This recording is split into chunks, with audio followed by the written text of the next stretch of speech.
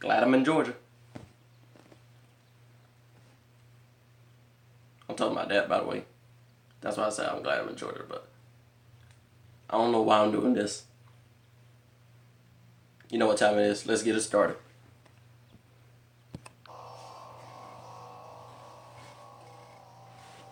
My name is Ethan, and I'm a photographer. I took a trip last year with my wife to the Colorado mountains for an art project.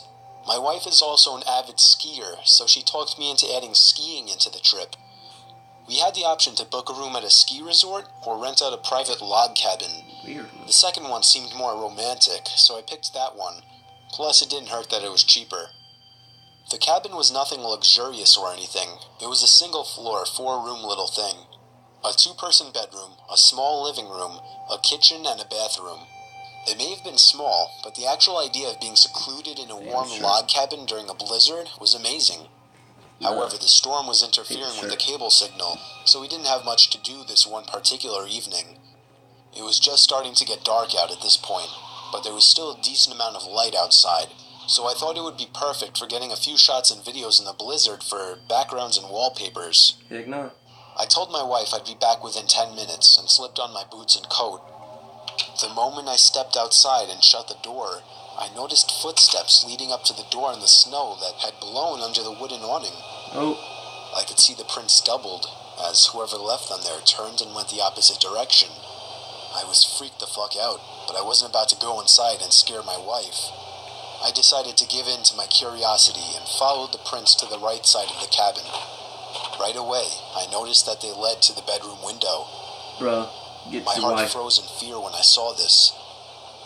I could see my wife sitting on the bed using her iPad. She noticed me, and I waved. She laughed. I continued to follow the footprints around the cabin to the other side. They led to the living room window on the other side. Someone was stalking us. But how long ago was the question?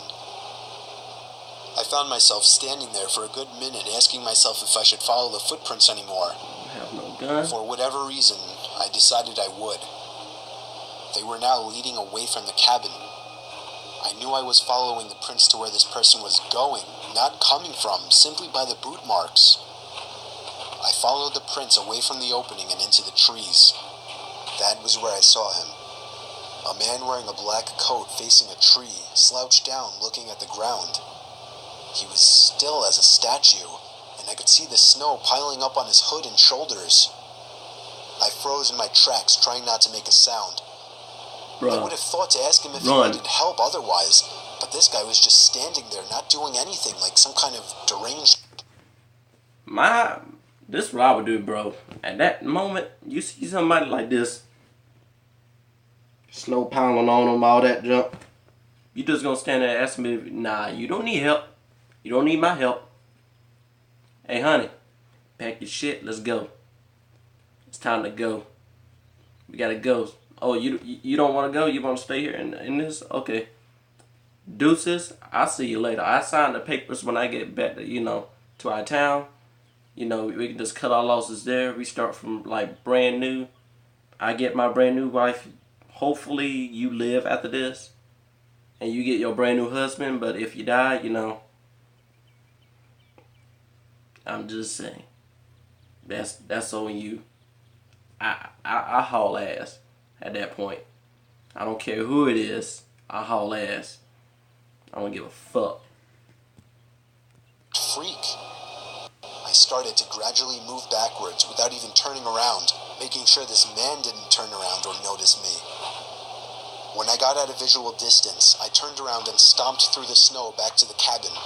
When I slammed the door shut, my wife came over to see what was wrong. I saw worry in her eyes. I guess she saw the worry in mine. Get the fuck. Let's go. She knew I saw something, and after a few minutes of harassment, I finally told her what I saw. She immediately started packing her things, telling me we're leaving right away. That's the wife you need. No, we're not going anywhere.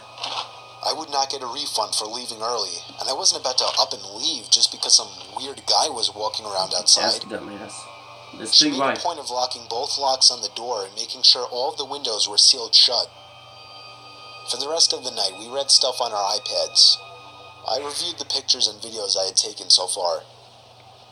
We turned out the lights early as there wasn't much else to do. Hell no. What if he's still out there? I remember my wife asking me. There's no way he's still out there, I then assured her. Dumb as fuck.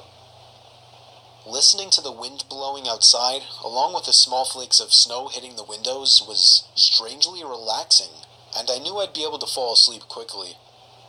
Except if it wasn't for... Bitch. the knock at the bedroom window. Bitch. We were both still awake, and we both knew it was a knock from a person. I ushered my wife out of bed and out into the living room without turning on any lights. There was nothing to use as a weapon whatsoever. Our only option was to run before something might happen. I told my wife we'd have to forget our luggage and make a dash for the Jeep.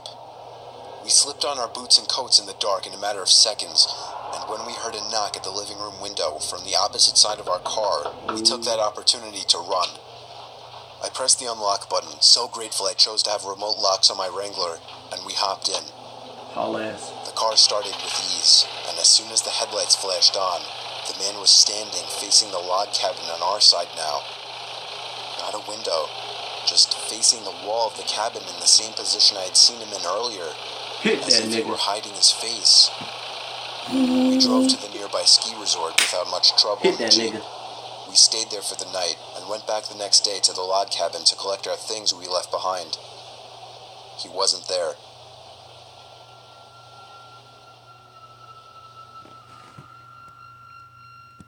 Bro, I would've hit that joker with that Jeep, man.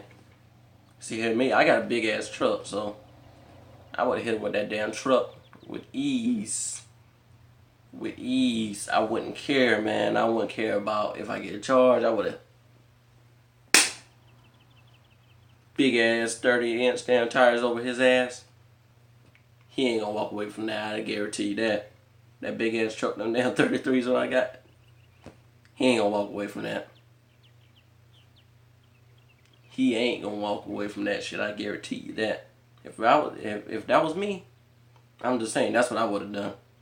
I mean, I'm not sure what y'all would do, but y'all probably call the cops, or me, I would have hit him. Cut the headlights on, I see him in the freaking, like, in the far distance, lined up directly with the truck. Well, Jeep, what he doing but me with the truck? Alright, honey, it's time to go. Alright, we can go back inside now. It's all good. We good. Ain't about nothing. She be like, but what about, it's like, him just hanging there on the truck? Oh, he be alright.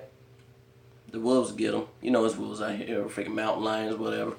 They get him. He good. We don't have to worry about nothing. We go. But, alright, y'all, remember, please subscribe, share, and like after this video. And I appreciate it. See you later.